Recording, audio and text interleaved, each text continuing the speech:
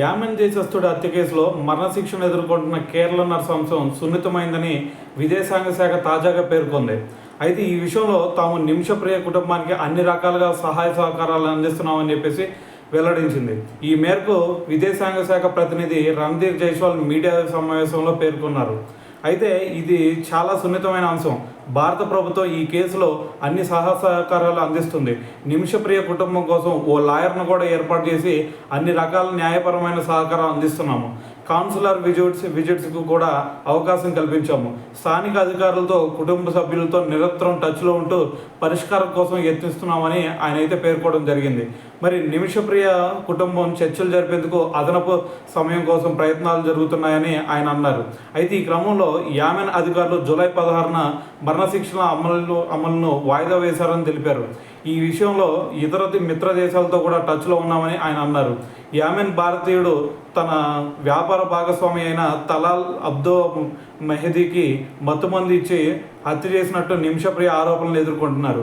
మరో నర్సుతో కలిసి ఆమె ఈ హత్య చేసినట్టు అభియోగాలు దాఖలయ్యాయి. నిమిషప్రియ ఈ ఆరోపణలను ఖండించింది. కోర్టులు మాత్రం ఆమె పిటిషన్లను కొట్టిపారేశాయి.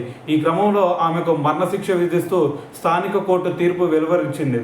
అయితే ఈ తీర్పును సవాల్ చేస్తూ దాఖలైన పిటిషన్ను కూడా యామెన్ సుప్రీంకోర్టు 2023లో కొట్టేసింది.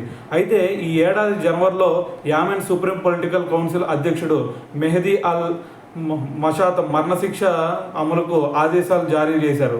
అయితే మరి పాలక్కాడ్కు చెందిన నిమిష 2008లో యామెన్కు వెళ్ళారు. ఆ తర్వాత తిరిగి వచ్చిన ఆమె పెళ్లి తర్వాత 2011లో భర్తతో కలిసి మరోసారి యామెన్కు వెళ్ళారు. 2014 నాటి యామెన్ అంతర్యుద్ధం నేపథ్యంలో భర్త తమ కూతురుతో కలిసి తిరిగి వచ్చేశారు. నిమిష మాత్రం యామెన్లోనే ఉండిపోయింది. ఈ క్రమంలోనే మహదీతో కలిసి ఆమె స్థానికంగా ఓ నర్సింగ్ హోమ్ ఏర్పాటు చేసింది. ఈ క్రమంలో వారి మధ్య తలెత్తిన వివాదాలు అతడి హత్యకు దారితీశాయి. తనని తాను కాపాడుకునేందుకు తీవ్ర ఒత్తిడిలో ఈ హత్య చేసినట్టు ఆమె వాదించింది.